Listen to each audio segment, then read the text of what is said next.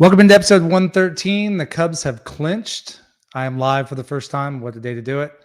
What a day to be alive. The Cubs are going to the postseason. Are you ready? I'm ready. I got Cody Delmendo with me. I know he's ready. Here we go. Cody, welcome back to the show, man. How you doing?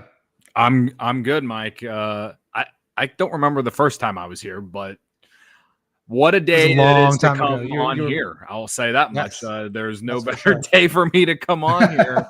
Unless, the next time I'm on, they're clinching, the wild card or the NLDS or the NLCS or something like that, but yeah, they just clinched within the last 30 minutes. And we had this planned for the last couple of days. So, yeah, it's exciting time. First time in my eyes, first time since 2018. I know officially 2020, but I don't think any fan cares about 2020. So it's a great day to be a Cubs fan. And it cannot end any worse than 2018 did because they'll get at least 2 wild card games. Yeah, that's true. That's true. Yeah. So let's back this up. So when was the first time you saw the Cubs in the postseason? I know you're younger than I am, but what was your first clinch moment? I'm 34, so I didn't start watching until, I didn't start really following until 2003, but I got into baseball in 1998, so they made the playoffs in 98. But to be honest with you, I didn't really care about wins or losses when I was 98. I was like 7 years old. I didn't care about wins or losses. I cared about if Sammy Sosa was going to hit one onto the streets or not. But 2003 is normally what I tell people. Yeah. So for me, I was 10 in 1984, and just 1984 and 1989 were the first 2 Cubs clinch moments for me, both in Pittsburgh. So it's kind of perfect that today was in Pittsburgh. It seems like the Cubs just do this to Pittsburgh a lot. It was a little harder to do back then because they used to be better, but I'll take it. So it's kind of poetic how the Cubs clinched in Pittsburgh. Ian Happ catches the last out. Yes. It's 10 years. It's been 10 years since they won the wild card game in Pittsburgh. And I just feel like it's, baseball is weird like that, It really is. Did you catch any of the post game? A little bit. As I missed watching guys celebrate in the clubhouse, man. Like a rare smile from Craig Counsell. That was fun. Yes. And then I really enjoyed listening to Taylor McGregor talk to Ian Happ on the field, right after the game. Like he got emotional. And I think for guys like Ian Happ and Nico Horner, especially, Horner came up in 2019. They collapsed in September of that year. So, and 2020, there were no fans. It was just so weird. It's why it's hard for me to care about 2020, but to be able to do this in a full 162 game season, I think for those 2 guys, I was happy for those guys the most.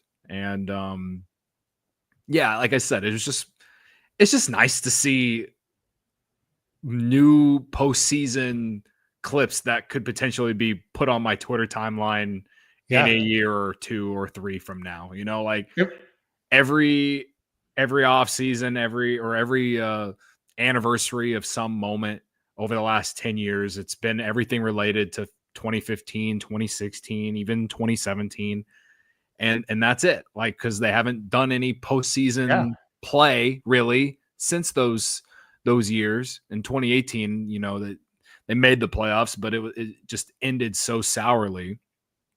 So it'd just be nice. I don't think that this day will be brought up in an anniversary, unless there's some crazy interview or whatever that gets out there that I haven't seen. But, it's just nice to see my team or our team, people watching. It's nice to see our team in the clubhouse celebrating, because for the last handful of years, I'm watching Anthony Rizzo with the Yankees celebrating, or I'm watching Kyle Schwarber with the Phillies celebrating in the clubhouse. And I'm thinking about what if, and I missed this. And it's just, I know it's just clinching the playoffs or postseason berth. And it's not as big a deal, but I'm treating it today as if like it's a big deal because you just don't know, man. You don't know No. like what's gonna happen, and I just feel like as fans, we should appreciate these types of moments as much as the players are, because it's not like the NFL where you play 17 games or Right. NBA where you play 80. They play 162, and it starts in late March. For us this year, it started in mid-March. It And did. like the march to get to this point, like it's such a it truly becomes part of your everyday life in the summer because there's nothing else going on. Mm-hmm. And I just feel like when you actually get to this point, like it's so gratifying. So Yeah. yeah. And you mentioned Hap earlier. I want to bring him up because I haven't seen the clip. I don't think Marquis had it on air, but apparently he addressed the team right before they started celebrating. And he's been in that role. I'm going to do some more looks at Ian Happ because I think he gets probably a lot of unfair criticism. You and I have talked about that in the past. I mean, but he is the longest tenured guy in the organization. He is the longest tenured guy really in Chicago sports. I think they said on Marquee today. And for him to have that moment is very cool. And the reason I was originally going to bring you on is you had a tweet, I think it was last week, talking about how the way this team plays, they got off to that great start, kind of felt like they were kind of fumbling the bag for a while. But then also, it wasn't even just about the Cubs. Milwaukee got hot in ways we haven't seen a team get hot in a long time that had nothing to do with the Cubs.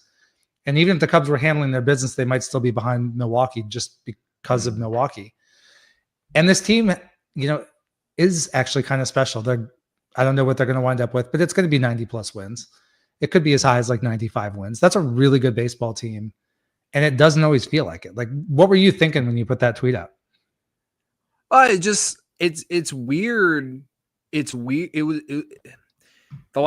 It's not even like the last few weeks. It's felt like since, let's just call it beginning of August. Even though after today, the Cubs will now have won, even after yesterday, they'll have won 8 of their last 10 series. But like from the trade deadline to, let's just call it the Brewers series, then they were brutal to watch. They lost like 3 consecutive series. The offense was dead. Everyone thought they were imploding and that the season was over. And then Pittsburgh came to town and it was Pittsburgh and they won 2 out of 3, but it was not pretty. And then that Milwaukee series, that 5-game series, you felt like maybe they were back. But the end of it was kind of a sour taste, and then go out to Anaheim and sweep them, but then get swept I think they got swept by the Giants. Yeah, it was the Giants. Yeah. And then, took 2 out of 3 against the Rockies. But in the moment, it's like, why are we not sweeping one of the worst teams of all time? And it's just like these little ups, downs, like not like huge up, not some huge down, just like a consistent annoyance. Yeah. Or it was you're consistently annoyed or consistently content. And it got to a point, especially when Bears week 1 came around, where it's like people were just kind of checked out. People were like just ready for the postseason, or just ready to see if this team was going to do what everyone thought they're going to do, which was not do anything, or, maybe they'll surprise us. And I just think that there's still so much more to watch here, especially after watching the Bears give up 50. I was just going to say, then we saw the Bears and now we're all back to the Cubs. Yeah. The whole point was that like this team is the first team that's actually good, not just like for the Cubs, but like in Chicago since I guess the White Sox in 2022, 21, whatever. Yeah, 2021. Yeah. When Kimbrel blew up their season. Yeah, and like I just feel like there should be more excitement around this team. And people were telling me, because the trade deadline, no one's into it. And it's like, well, because they didn't trade for Mackenzie Gore, you still have Cade Horton and Matt Shaw on your roster. And Eugenio Suarez, as much as I wanted him, Matt Shaw has actually been fine. And Suarez has been terrible for the Mariners. Yeah.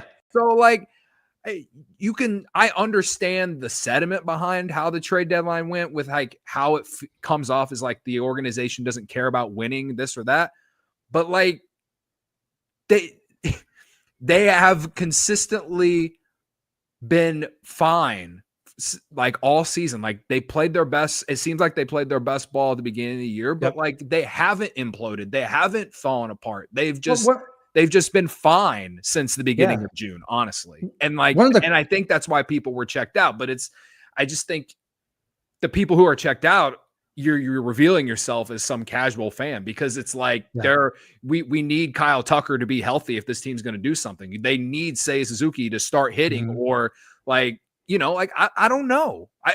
I'm happy to see Moises Ballesteros take advantage of an opportunity, but like I don't know what he's going to do in October. There's these little things about like individual player wise where it's like we need to pay attention to this, because if this guy or that guy isn't doing this, another example, Matthew Boyd, who wasn't very good today, like if these are things we need to pay attention to, because it's more than just like, oh, they played good in April and May and they played 500 the rest of the year. Like there's so much more than that, like on a positive side, Pico Armstrong had a great series. Like, is he finally back? Like, so my whole point about that entire tweet or video or whatever that I put out about fans checked out was like, there's still plenty to watch here. There's still plenty to watch here, and there's still plenty to be hopeful for if you want to be an optimist. And if you want to be a pessimist, there's still plenty to complain about. Yes. So we have a question from the chat. We got Michael Mackey says, do you think the division is the goal, or do we coast in the postseason? And I think from my perspective, I think you hit on a couple of the key points. Like Kyle Tucker has to be healthy. Matthew Boyd looks to me like a guy he's not thrown 170 innings since 2019. I think he's just gassed. And so if maybe they skip his next start, give him a light load in his last start as a tune-up, like I think the division is all but unreachable at this point anyway. So probably you keep just enough foot on the gas to make sure you stay ahead of the Padres and host that first series. Like, what do you think? I mean, I think they got to get themselves right. Yeah, I mean, if the Brewers lose tonight, they'll be 4 games back. Yeah, 4 out. They need doable, but like they need help. They need Milwaukee to lose some games. Unfortunately, Milwaukee's playing the Angels. So like, Milwaukee's going to keep playing hard until they officially clinch the division. So they got 10 games left. It's unlikely, but I've seen crazier things, man. I've seen crazier things. So I'm not saying it's out of the question, but yeah, they need to solidify making sure they get out that home playoff series, which is just the first wild card spot. And I don't know. I haven't looked at the NL West standings, but I can't believe, like, I've been thinking this all summer, but like, I'd honestly rather play the Dodgers than I would the Padres. But it's tight. It's going to come down to the wire. The Cubs are up 5.5 in that spot right now. Got another question from the chat. Does anyone have any problems with them choosing to celebrate today? I have no problem with it, but I'm seeing a lot of grumpiness about it on Twitter right now. For me, we'll get your take in a second. I think you hit on in your opener, but baseball is supposed to be fun. This team hasn't done anything in a while. And if that means I watch Ian Happ and Nico Horner celebrate and watch the kids have some fun, I've got no beef with it. Go celebrate. Just celebrate today. Give it 24 hours, 48 hours, and then get back to serious business, because this team's got to win 13 in October. Yeah. Unfortunately, I will tell people to hammer the Reds tomorrow, because this team's going to be a little hungover. But yes, I mean, I already explained it. I'm not going to go into it again. Like, like you play 162 games, like you clinch playoff berth. Like it should be a form of gratification. Now, I will, like, they didn't celebrate on the field, but they set up like all the champagne and everything in the clubhouse. Like, I think it's fair. But I feel like on the field, like, they didn't act like it was some big thing. Listen, as a human, if I come into a room and you're putting out a bunch of alcohol for me to spray around and drink, I'm going to spray it around and drink it. Yes. If that is the goal, if that is what you're asking me to do, I will do it. So yeah, I thought it was fun. And I actually, to some of those people who are annoyed about it, if they would have like celebrated like some big thing, on the field, like, I probably would have. Yeah, I wouldn't. It might have been grumpy old man to that. I probably would have just raised an eyebrow, like, okay, guys, like, we have higher expectations here, but I understand it's been a while. I think I think the fact that they were pretty just chill about it on field, but the moment they got in the clubhouse, yeah, we're all acting like a bunch of children. Like, that's fine, man. Even that was kind of subdued. It is not like drunk Lester out there with the World Series celebration. Cody, we got a shout out for you. Mike Prosnowski says, in that case, you better not turn down a fireball shot if you see him in the bleachers next week. I have a ticket to that Friday game against the Cardinals, the last home series of the year. So if I see you out there, Mike, I guess I cannot say no to that fireball, even though I hate fireball. I absolutely hate it. Oh, that's funny. So what's your take on Boyd? What do you kind of agree that he kind of just needs rest at this point? I mean, it did look like he battled today. He just didn't have his best stuff or location. Well, it's like, this is the thing, is like today was frustrating because he got the first two guys out in the first inning, and then it was a walk, then a hit, then a 3-run homer. Yeah. Right. Like, it's like 6 guys got on base in a row. Yeah. And that's the thing. He kept them in the game. He gave up, and I feel like this is what he's done. Like, early on, the last handful of starts, he struggles, but then manages to go at least 5 innings. I don't think he went 5 innings today, but no, he went 3. Maybe 4. Yeah. I would say that rest is what he needs, but let's just be honest about him, Mike. Like, no one should be surprised that he looks like this right now, considering like he hasn't pitched as many innings in how many years? 6. Yeah, like, this is, if you want to be negative or pessimistic about the trade deadline, like, not getting another starter. I mean, you got Soroka, but maybe Soroka can make a start, or you can throw Savali out there and make a start for you in place of him. I don't really know what to think. If you're in a wild card series tied 1-1 going to a winner take all game 3, like, am I going to feel good with Matt Boyd out there? Well, on one hand, he pitched great in the postseason last year for the Guardians. Yeah. He was on fresh, the other though. hand, like, he just hasn't been that good in the second half. And I'm not saying that the Cubs should have gone out and got the ace, because it turns out they have their own ace in Cade Horton. But yes, this comes back to the point that I made after the trade deadline of not getting like a Merrill Kelly or or even like a Adrian Hauser. Like, I don't want to revisit like what the speculated deals were for some of these guys, but like, that's something that would have been good. Now, it would have then been on the Cubs to skip a start or two with Matt Boyd. Yep. And who knows if they would have or not. But now that you've actually clinched a postseason and you're pretty solidified in that first wildcard spot, like, I wouldn't be upset if they sat him or like skipped a start, moving forward. Hell, right. I wouldn't be upset if he didn't pitch at all the next 10 days. I really wouldn't. Now, it'd be a little, I won't lie, it'd be a little nerve-wracking going into a pivotal game 3 potentially in the wild card, and him going out there to pitch for the first time in more than 10 days. So there's like this part of me that's like, you want to rest him, but you also like don't want him to get rusty, So yeah, I mean, I don't have a better option. Who's going to pitch game 3 if you get to that point? Tyone? Would you go Tyone? Yeah, maybe. But I don't hate Tyone. I guess if it's at Wrigley Field, yeah, because he pitches well at Wrigley. Like, maybe Tyone would be the answer. I just can't believe I'm actually thinking that would be a good idea. Nothing against Tyone. I've always appreciated Tyone, and I know what he is. And let's just be honest about it, though. Like, he's definitely, the results at Wrigley have benefited him largely because of weather factors. It's very similar to Shota Imanaga too. So I don't know, man. It's maybe going with Tyone in game 3 wouldn't be the worst decision, I guess. Or maybe have them both ready. Let one go if he doesn't have it, go the other way. Flip the batting order. But so game 1 starter division. Let's assume wild card series. For me, I'm going Cade Horton. I know we can talk about splitting up the lefties or not giving the rookie the pressure on game one. Yeah. But I got to give it to my hot hand and just go get game one. Yeah.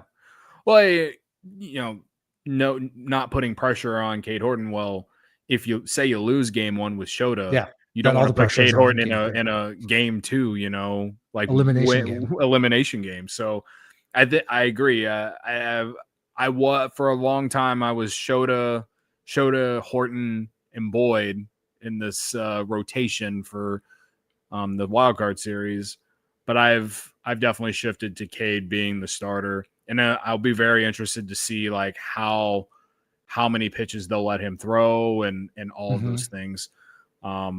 But yeah, go ahead. I was going to say, when he's on, he kind of takes that how far do we let him go kind of out of the manager's hand, because he's been so efficient. Yeah, he can get to the seventh inning on 80 pitches.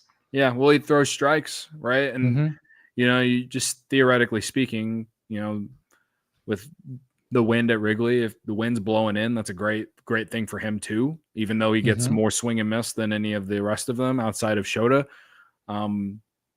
But he's not giving up a ton of hard contact either. So, it's when you're seeing his face next to Jake Arrieta numbers compared to 2015, like that's how insane he's been. And yes, I think you just got to ride that hot hand and see what happens. And, and if you lose, at least you go down with your best gun first.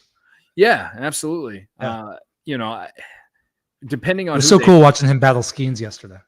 Yeah, and it's crazy that they both gave up a run in the first inning. Like no one thought that was going to happen. It'll be interesting, like depending on who they play. Like, if he gets the Dodge or gets the Padres, like that lineup is pretty good, and it is. It'll be a really, really interesting test, and that's a lineup where I don't know what kind of expectation to put on it because he's a rookie, and you just don't know, but. Like you said, he's the hot hand. You got to ride it. And that's a spot where they have a good offense. The starting pitching for San Diego is a little iffy, but if San Diego takes a lead to the 6th or 7th inning, it might be over.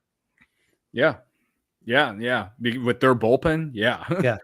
And this talk about being aggressive at the trade deadline, right? Well, and that's why I said earlier that I honestly would rather face the Dodgers.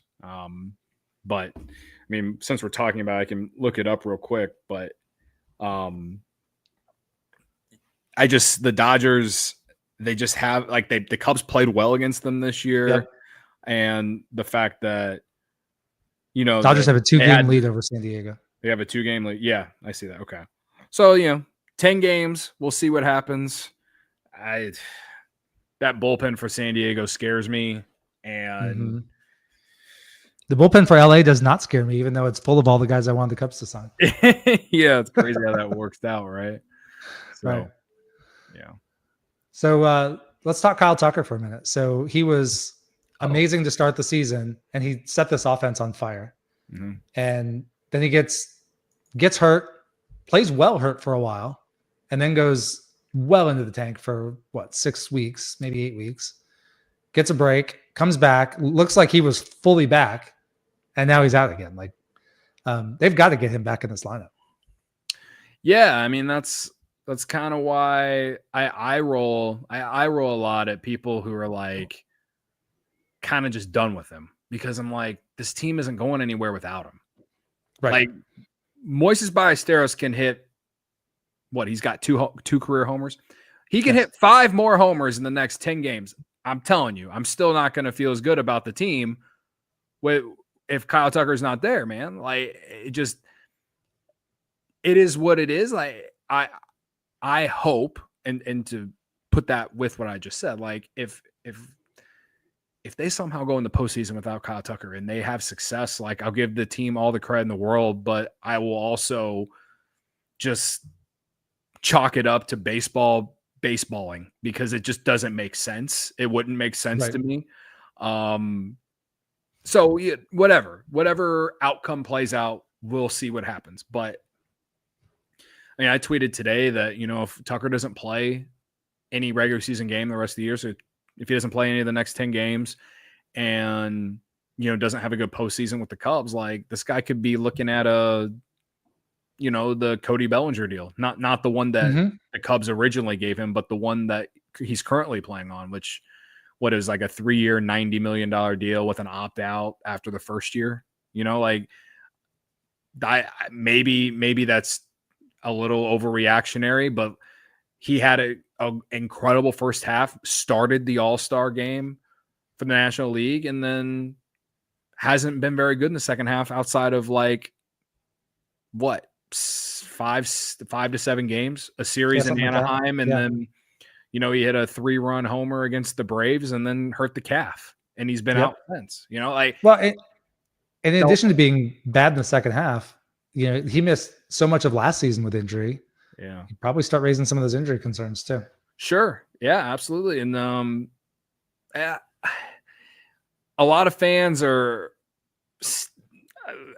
mad about the fact that he wanted to play through the fractured hand or whatever. And like, it's so funny to me when people say that, because back in April, May, and June, or before the injury, so let's just call it April and May, there were multiple instances in the field where people thought he was making a business decision and showing that he only cared about getting paid this offseason and this and that. You flip it to the fact that he played through an injury because for whatever reason, we can chalk it up to, maybe his agent told him to, because it's going to look better for him like in the contract down the road because he played more games than last year. Or you can chalk it up like I do and think, well, the guy cared. Guy wanted to be there. Guy wanted to help the team win. Unfortunately, he didn't help the team win a lot. And I just think that there are two sides to that entire situation. I still think the Cubs needed to put their foot down at some point and sit him or something. There's got to be something in there that they could have done. And I think the only reason he didn't hit the injured list was because they want to continue to have a good relationship with him, because they do want to re-sign him. So, we've seen him at his best. Like that. Right. That's a guy you want in your lineup. Right. It all comes down to the fact that the history of the Cubs and their medical staff and players' injuries is terrible. Yes. So like, so terrible. Every fan who jumps to the negative when it comes to so-and-so injury, like, I don't blame them. And I in general agree with most fans who criticize the Cubs when it comes to injuries. I mean, even the calf injury, they didn't put him on the injured list until like almost a week after. And it was like, you're playing. Yeah, I was critical when they didn't do it on day 4, when they could backdate it back to the original injury. Right. And I'm fine. Take those 3 days. That's fine. Yeah, they're playing a man down for almost a week, and it's just like you're not helping yourself here, like, right? And it's annoying too whenever you had an Owen Casey and Moises Ballesteros and all these prospects that you didn't trade at the trade deadline. It's like. Like, play some, because you can afford to give your superstar player a rest. So, and to go from that, where it was like day 5, I think Council was saying, well, he could have played today. He's available off the bench. To then putting him on the IL, and now he's going to see his own personal physical therapist in Florida or Atlanta or wherever. Florida. Like, what's the disconnect there? I get. And maybe this is a case where if the Cubs were fighting tooth and nail for that last wild card spot, just trying to get in, maybe they're not giving him this time. Maybe he's just playing through it. Yeah. But you're right. It feeds into all the other discussions. I remember last year, Dansby with the knee and Nico with the hand. And specifically, I remember Nico went on the IL or did not go on the IL and missed 9 games. Yep. You couldn't have IL'd him, filled that spot, and just had him miss 1 more. Right. I mean, come on.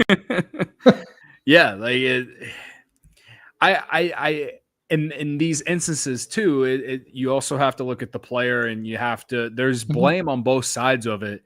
Yeah, it just, to me, it's always going to come down to the organization. Like, you got to put your foot down, man.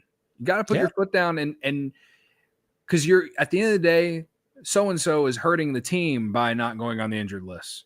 You know what I mean? And so it's always going to be a subjective view from fans, because we just don't know exactly what's going on in the clubhouse, the conversations they're having. And whatever Craig Counsell tells the Chicago media, like, he's not going to give them the full truth. No, of He's course not. just not. So No. I think you have to look at it glass half full most of the time. But in Tucker's situation, he's kind of hurt his relationship with fans because it just a lot of fans think that he was selfish, and I think those fans need to calm down a little bit because chill. Again, like, those same fans thought he wasn't trying on defense in certain games this year because of what they called a business decision. You know what I mean? Like, again, to me, it showed that he cared about the team and he cared about winning and he wanted to try and help the team win. But sometimes people get in their own way, and they do. And that I hope that this is a learning situation for Kyle Tucker down the road. And maybe it was, and that's why he hasn't played with the calf injury. Mm-hmm. Well, so the last week or so when they've played the Braves, I live in Charlotte, North Carolina. So when the Cubs play the Braves, I'm blacked out. I can't get marquee, can't watch them on the MLB app. I got to watch the Braves on cable. So I had the Braves announcers, and it's been interesting because the Braves are often pointed to as such a great organization, which they are. And they had that great run locking up all those players. But their announcers were talking about the fact that the last 2 seasons for them have been completely blown up by injuries. And those guys play every single day, and they were famous for it. Dansby did it. Albies does it. Acuna does it when his knee's not blown up. Right. And you kind of have to wonder something. I'm a big believer in rest throughout the season. I liked the way Joe Madden used to run it. We'd all complain about the getaway day lineup, but he made sure guys got off their feet every week, 10 days ish, which kept the bench fresh, kept guys in theory a little healthier. And I think some of what we've seen with the Braves, what we see with the Dodgers, some of those teams, they don't use their depth and it winds up hurting. And I think we've seen that with the Cubs the last couple of years. Yeah. Well, I think Craig has done well this year. If we're talking about just this year, I think he has done well with getting guys off their feet, especially here in the second half of the year, because the amount of times I find myself complaining about throwing a game away, I just, it's Willie Castro again. Right. Like,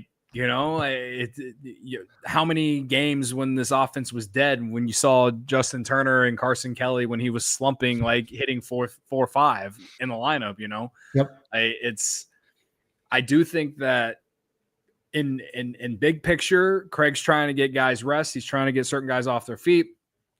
And when you zoom in on it, it's like we're throwing away a potential sweep. We're throwing a game away because we won the series and we're on to wherever, But I think in the second half especially, Craig has done a great job of getting guys rest, because I find myself sitting here complaining about us throwing games away and it's largely just because he's getting guys rest. So it'll be interesting to see how he manages it this last 10 games as they strive to clinch that first wild card spot, and then whatever's left of the division race, if there is one at this point. Yeah, I think to your point, I think tomorrow, like you said, you're going to hammer the Reds, but I would assume tomorrow we're going to see Casey and Alcantara. We're going to see Moises all in the lineup because the starters are going to sit down. I think you can't fully punt like the next 5 days, but I think we're going to start to see probably everybody get a good day or two off. I think there's going to come a point in time in about 4 days, probably, where both the number one wild card and the division probably are locked up unless Milwaukee goes into a spin. And hopefully at that point they do take advantage and run some of those getaway lineups out so that these guys can be fresh. Then the last probably 2 or 3 games started kind of like the end of spring training, right? The starters come back and play. Maybe not the whole game, but play a good half to 3/4, get 2-3 at bats, just so they're got that timing down before the playoffs. And then it's go time. Then no more getaway day lineups. It was good to see Seiya back in the lineup today. Yeah. He was removed later in the game. I don't think it was because of injury. I think it was just defensive replacement. And he's been sick too. So I wonder if he was kind of drained a little bit.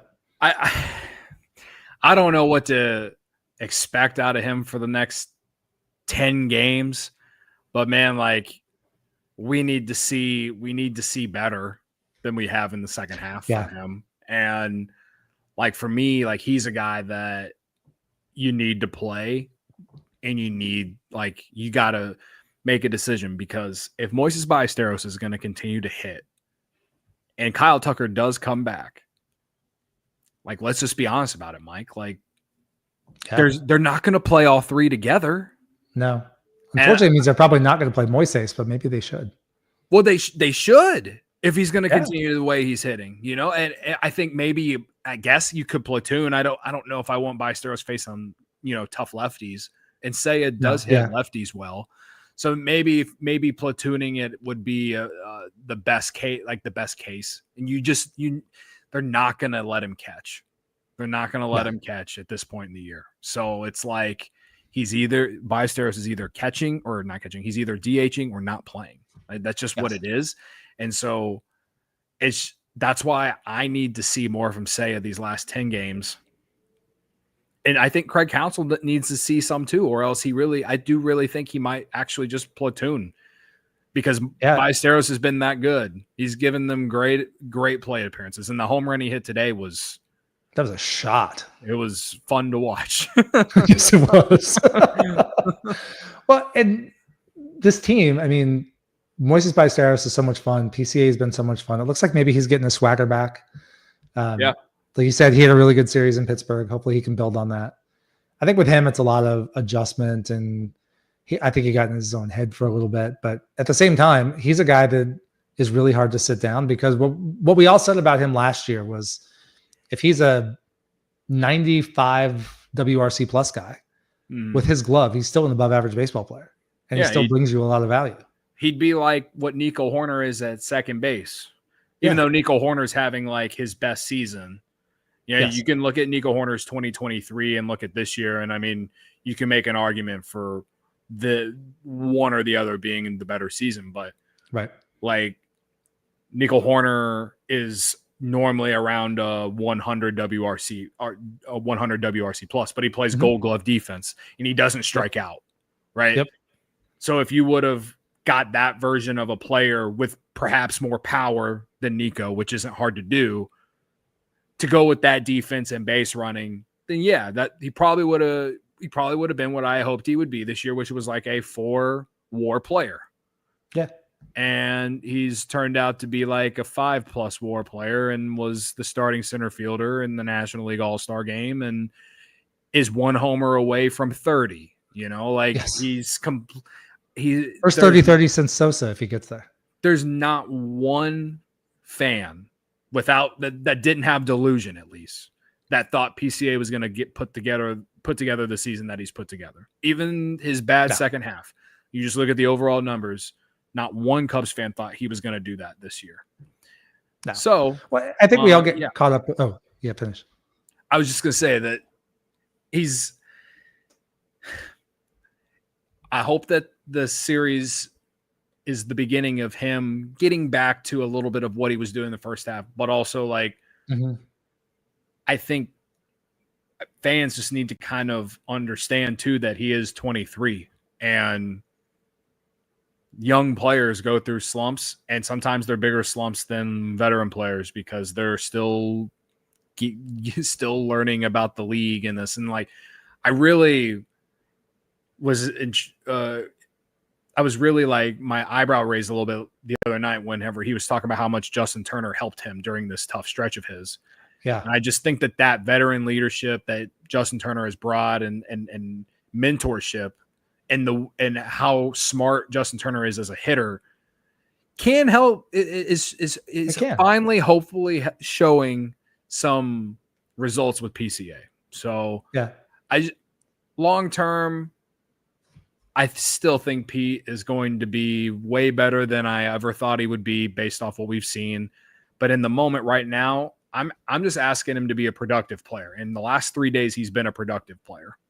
Yeah.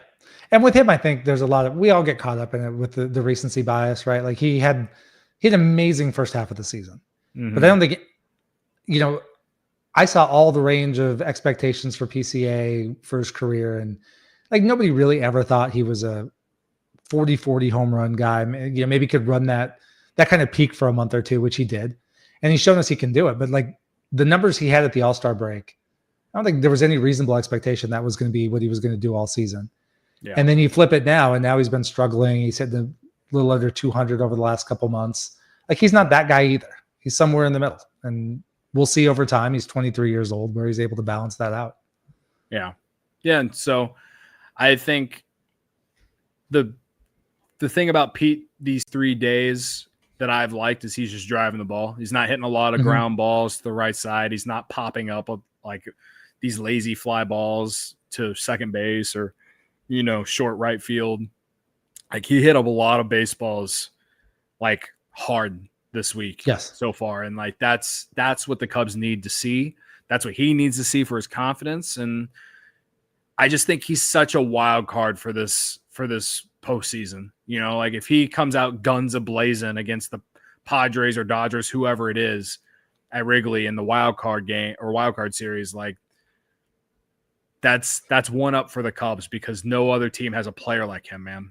He could absolutely put them on his back for 10 games. Yeah. Well, you just think in general with the offense right now, man, like, you think about what Ian Happ has done here in the second half, what Nico Horner has been all season, but specifically of late, and Michael Busch over the last, let's just call it the last week or two, those three guys, plus, Dansby has been me and you aren't sitting here complaining about Dansby striking out as much or whatever, or not hitting because he's down the 8-hole and he's producing down there. Like, he's doing everything you want an 8-hole hitter to do on top of giving you Gold Glove defense at short. Like, these guys who I feel like fans were outside of Michael Busch and Nico Horner, guys people were frustrated with in the first half of the year. Like, they've been a lot better in the second half of the year, offensively at least, and more consistent. So you think about those guys performing, and then if you get Kyle Tucker back in the lineup, and whether it's Seizuki or Moises Ballesteros or a combination of both, plus Carson Kelly, who's also been a lot better offensively of late, like maybe this offense can get back to what it really was in April and May, specifically April, in my opinion. If they can get anywhere close to that, man, they could go on a real run in October if some of this all kind of, comes together. And I just think it's a real positive to see guys like Ian Happ and Dansby Swanson and Nico Horner and Michael Busch just kind of like carry this offense the last handful of days. Like, I know it was the Pirates, I know it was the Rays, but like, they could have just completely imploded these last 6-7 days and, lose a bunch of close games. And even if they did make the playoffs, like, no one would feel better about this team than they did a week prior, the fact that they're going out and beating teams that they should beat. And honestly, they're doing it in a way of like how they should, at least, especially the last 3 days. It's encouraging. So, you got the Mets next week, got this Red series this weekend. The Reds still battling for that last wild card spot. They have a lot to play for. Like, the Cubs, they need to continue to find a way to work out the kinks to get their offense back to what it was first half of the year. We'll just call it first half of the year. So, and this team, like, we've referenced it a few different times. Like, this team's longest losing streak is 3 games. They've done it 4 times. Yeah. This team's longest winning streak is 5 games. They've done it 1 time. Like, they don't go on long streaks. No. They might lose 6 of 8, win 7 of 9 kind of thing, but that makes them dangerous in the playoffs. Like, this team knows how to lose a game or 2 and fight back. Now, in the first series, you can't lose 2 and then fight back because you're done. But right. I've said this a lot on my show. Like, when this team loses a bad game, they bounce back in a big way most of the time. If it, sometimes they'll lose a bad game and then lose the next day, but then they don't lose 3 in a row, right? So, unfortunately, you can't do that in the wild card series, but you get what I'm saying. Like, when they have a bad loss, they seemingly find a way to bounce back. Example, when they lost that first game to Milwaukee in the 5-game series, lost 7-0. people are booing the team off the field because they're getting embarrassed by the Brewers on their home field and at the time a like pivotal series. Mm-hmm. Then they came out, swept the doubleheader the next day, right? Yeah. Thank God the rain came and they didn't play the doubleheader that day. But you whatever. They swept the doubleheader the next day, and then they followed that up with another good game the next night to take, and it led to them taking 3 out of the 5 games. So when things feel like they're at rock bottom, and I used that moment of the season because I thought losing 7-0 to the Brewers and how that all played out, and maybe the fact that I was at the ballpark that day, I thought that was rock bottom of the season. Like the team wasn't playing well. They had lost 3 consecutive series. Milwaukee comes to town. Well, they had lost 3 of their last 4 series because they had just beat the Pirates, but it just wasn't a pretty series. They didn't dominate the series. So you had lost 3 of your last 4 series. Milwaukee's coming to town. They're a team that's been red hot, and you lose that first game 7-0. To see them bounce back, win 3 straight after that is kind of like with the conversation we're having right now. Like that's kind of my point I'm trying to make is they do bounce back in a big way after bad losses. So, and to that point, those big spots, the Cubs, I think, have played some of their best baseball against good baseball teams. I mean, the Cubs won the season series with Milwaukee, despite everything Milwaukee did this year. They won the season series with the Dodgers. They split with the Padres. They won the season series with Arizona. You look at the Phillies, they didn't do as well against the Phillies, lost 4 of 6.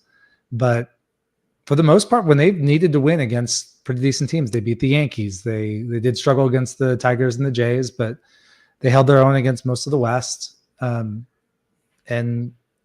the AL doesn't even matter because if the Cubs face an AL team in a postseason series, I'm just going to be thrilled we're there. But yeah, to your point earlier, I like the Cubs' chances against the Dodgers. I don't hate their chances against San Diego. Just get leads early. Yeah. And also they just played better against the Dodgers this year than they did the Padres. They split the season series with them 3-3. That Padres team, I don't know. Maybe it's because I haven't forgot about what happened in October for them last year against the Dodgers. They did lose Bogarts. That hurts. Yeah, that's true. But I don't know. There's a lot of talent still in that lineup. Yeah, and Fernando Tatis Jr., he just kind of lives for October. It seems like he does. He's had a lot of big moments in October. But we'll see where everything lays. But I'm just excited that we get playoff baseball at Wrigley Field. Yes, playoff baseball at Wrigley Field is electric, and I cannot wait for it. Yeah. So before we wrap this up, can't believe I would almost get through this episode and not mention Anthony Rizzo. What did it mean to you to see him come back in the fold last week? It was everything, man. You said you were born in 80 or I was born in 74, but 84 I was 10 when they first Yeah. You're all right. So like Ryan Sandberg was my guy. Yep. It was your guy, right? Like Anthony Rizzo was my 23. Guy. Like all I really remember or have related to Ryan Sandberg is just, what like stories, and just I feel like he represented the team so well as an ambassador and Hall of Famer. That's like me with Banks and Santo. I never got to see him play. Just right. Stories and legend. Yeah. Right. Just the legend of them. I just feel like Anthony Rizzo is my Ryan Sandberg. And I don't think Anthony Rizzo is going to go to the Hall of Fame, even though I can make an argument considering he has a higher WAR. There's an argument there. He has a higher WAR than Harold Baines. There is a reason that he should go to the Hall of Fame, and that alone, to me, is why. Okay. Yes. I'm in. But yeah, I mean, I just, he was the face of the franchise when they won the World Series. And on top of it, like he was here for like the worst parts of the rebuild. I mean, he was part of the 100 loss team in 2012. They started getting better in 2013, 2014, and he was like the only guy that people really followed or cared about. And, once some of those young guys started coming up and he was hitting the prime of his career, like it was like you were watching something being completely rebuilt and blossoming and actually working out to go and win the World Series. And for him to catch the final out was symbolic, and all these things. Like, I just, that's a story that, you know, not just me, but like people of my generation are going to tell their kids and whatever about forever. And so I just think that his impact on the Cubs, it just means so much more, in my opinion. And it's very biased. It means so much more in many ways than even some of the Hall of Famers. Maybe not Ernie Banks or Ryan Sandberg, but like, it's like he was the face of the franchise when they broke a 108-year curse. Well, he's not the full reason that they won, but he was a massive part. And his you know, he was a Gold Glove defender. He was a Silver Slugger. I mean, in 2016, he finished top 5 in MVP voting, I believe. Right, like he had just as much of an impact on that team as any other big name, whether it's Chris Bryant or Jake Arrieta, John Lester, right? Like Javi Baez. He is the one that people will talk about the most forever. And so to see him come back, be in the bleachers, and like truly take in the fan experience, almost catch Moises Ballesteros' first career homer.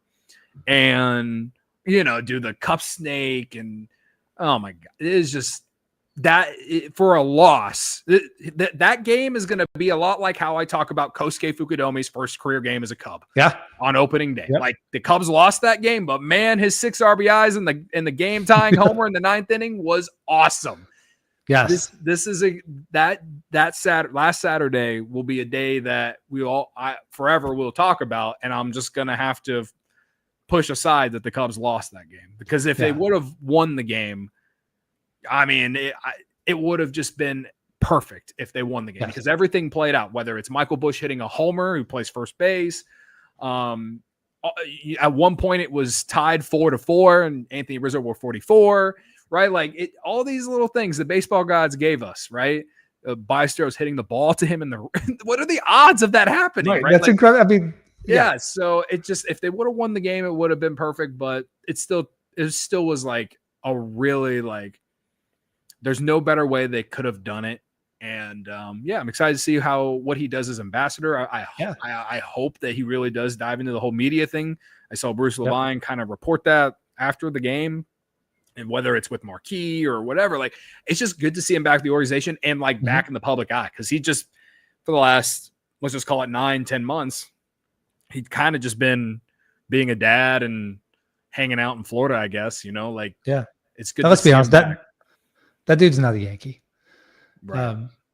And so for me, even as an older fan, obviously Rhino's my guy, but, you know, I remember I would put Rizzo right up there as far as favorites, like my Cubs favorites over my whole lifetime, obviously Rhino, but Kerry Wood is up there, and D. Lee and Ramos Ramirez, and Rizzo's right up there with all of those guys. So I think he's the kind of guy that he's got that infection. Like, I tweeted something Saturday that just watching that game, I can't look at Anthony Rizzo and not smile. He just makes you happy and love baseball. And I think he brings that to every generation. So I think it's cool that he's your Sandberg, and I think he finds a way to connect to pretty much everybody. Right. But with that, thanks for coming on, and plug your show. I love your new show. If you're watching, check out Wrigleyville Forever. It's a new podcast I do with another co-host of mine, Blake Cowell, who kind of does work with Cubs Insider as well. We just do our show a couple of days a week, normally after like series recaps. We're actually going to do our show live in 35 minutes. So if you want to listen, if you want to continue to listen to me talk about the Cubs, go subscribe to the YouTube channel. Just my name. If you just give my name a search, I think the handle for my YouTube channel is just Cody_Cubs. You go subscribe. If you search Wrigleyville Forever on any podcast platform, you'll find it. Or if you go follow me on Twitter at Cody_Cubs, I have a link tree in my bio that has all the platforms that you can find me on. So, the show's it's off to a good start. It's only a couple of months old, but it's it's a going. So I hope that it continues to grow here as the Cubs get ready to play postseason baseball. That's great. With that, thanks, Cody, for coming on. I close every show with every day is a good day to watch or talk about Cubs baseball, and it doesn't get much better than clinching the playoff berth. So we get to enjoy this one and party it up, enjoy your show, and thanks for coming on. Thanks again, Mike.